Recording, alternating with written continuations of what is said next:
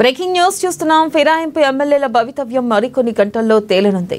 నేడు ఉదయం 10 గంటలకు సుప్రీంకోర్టు తీర్పు ఇవ్వనుంది. దీంతో సర్వోత్తర న్యాయస్థానంపై ఉత్కంఠ నెలకొంది. 10 మంది ఎమ్మెల్యేలపై అనర్హత వేయాలని బీఆర్ఎస్ సుప్రీంకోర్టును ఆశ్రయించింది. స్పీకర్ నిర్ణయం తీసుకోకపోవడాన్ని సవాల్ చేసింది. సుప్రీంకోర్టులో కేటీఆర్, పాడి కౌశిక్ రెడ్డి, వివేకానంద పిటిషన్ వేశారు. ఆ పిటిషన్పై వాదనలు జరిగాయి. ఇక తీర్పును రిజర్వ్లో పెట్టింది సుప్రీంకోర్టు.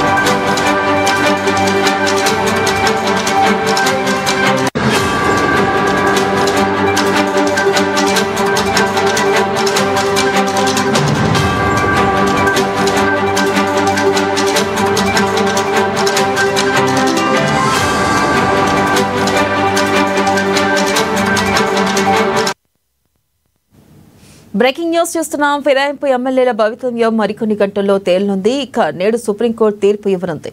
దీంతో సర్వోత్తర న్యాయస్థానంపై ఉత్కంఠ నెలకొంది. దీనిపై మరింత సమాచారాన్ని మా ప్రతినిధి హరీష్ అందిస్తారు. హరీష్,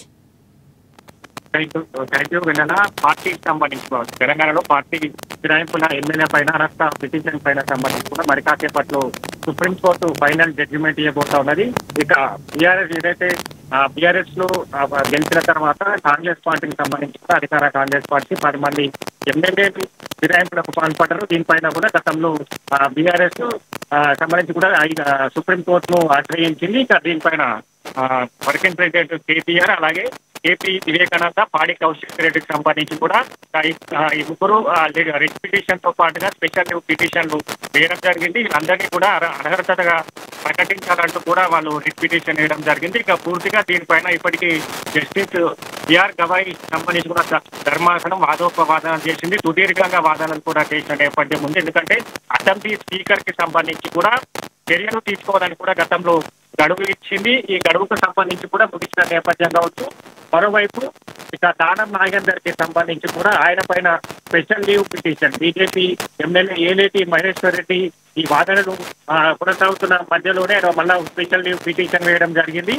కాంగ్రెస్ పార్టీ బీఫామ్తో దానం నాగేందర్ సికింద్రాబాద్ పార్లమెంట్ ఎన్నికలను పోటీ చేశారు. దీన్ని కూడా దృష్టిలో తీసుకోవాలి. దీన్ని కూడా ధర్మాసనం సంబంధించి కూడా దీనిపైన వాదనలు జరపాలని కూడా ఆయన పిటిషన్ వేశారు. ఈ 3 పిటిషన్లకు సంబంధించి కూడా ఇక వాదోపవాదనలు కొనసాగాయి. ఇప్పుడు సంబంధించి కూడా ఈ 10 మంది ఎమ్మెల్యేలకు సంబంధించి ఏ విధంగా తీర్పు ఇవ్వబోతా ఉన్నది సుప్రీంకోర్టుకు సంబంధించి, ఆ తీర్పుకు సంబంధించి కూడా ఒక సెన్సేషన్ క్రియేట్ చేస్తుంది. ఒకవైపు టీఆర్ఎస్ ఎమ్మెల్యేలు కావచ్చు, మరోవైపు రాష్ట్ర రాజకీయాల్లో సెన్సేషన్ అయితే క్రియేట్ చేస్తా ఉన్నది. ఇప్పటికీ 10 మంది ఎమ్మెల్యేలు హైదరాబాద్ ఎమ్మెల్యే దానం నాగేందర్, అలాగే పద్మా కృష్ణమోహన్ రెడ్డి, గద్వాల ఎమ్మెల్యే కడియం శ్రీహరి, గణపూర్, అలాగే తెల్లం వెంకట్రావు, భద్రాచలం ఎమ్మెల్యే దూరం మైపాస్ రెడ్డి, పటాచర్ ఎమ్మెల్యే, అలాగే కాళయాదయ్య, Chevella MLA, Prakash Goud Rajendra Nagar MLA, doctor Sanjay Jagtial MLA, Arekapudi Gandhi, Serilingampally MLA, Pocharam Srinivas Reddy, Banswada ఎమ్మెల్యేకి సంబంధించి కూడా ఈ పిటిషన్ దాఖలయ్యాయి. దీంతో స్పెషల్ గా దానం నాగేందర్ కి సంబంధించి కూడా స్పెషల్ లీవ్ పిటిషన్ దాఖలు చేయడం జరిగింది. ఇక పూర్తిగా మరి కాసేపట్లో జస్టిస్ గవాయ్ సంబంధించి కూడా ధర్మాసనం ఈ తీర్పు సంబంధించి కూడా వెల్లడించనున్న నేపథ్యం అయితే కనిపిస్తా ఉంది.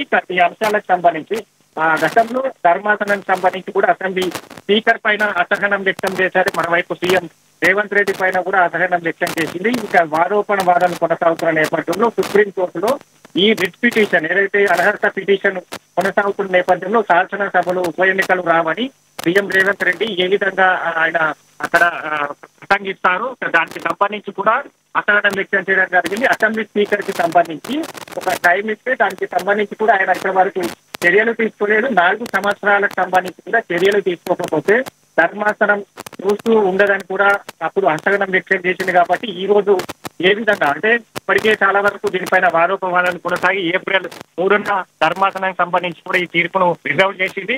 ఇక ఈ రోజు సంబంధించి కూడా ఫైనల్ జడ్జిమెంట్ మరి కాసేపట్లో రాబోతుంది. పార్టీ మారిన ఎమ్మెల్యేలకు సంబంధించి కూడా అనర్హత వేటు పడుతుందా లేదా అసెంబ్లీ స్పీకర్ కి సంబంధించి దీనిపైన చర్యలు తీసుకునే విధంగా మరో గడువునివ్వబోతున్న దానిపైన కూడా ఒక ఆసక్తి అయితే రేకెత్తిస్తుందని చెప్పుతున్నాను. Thank you Harish.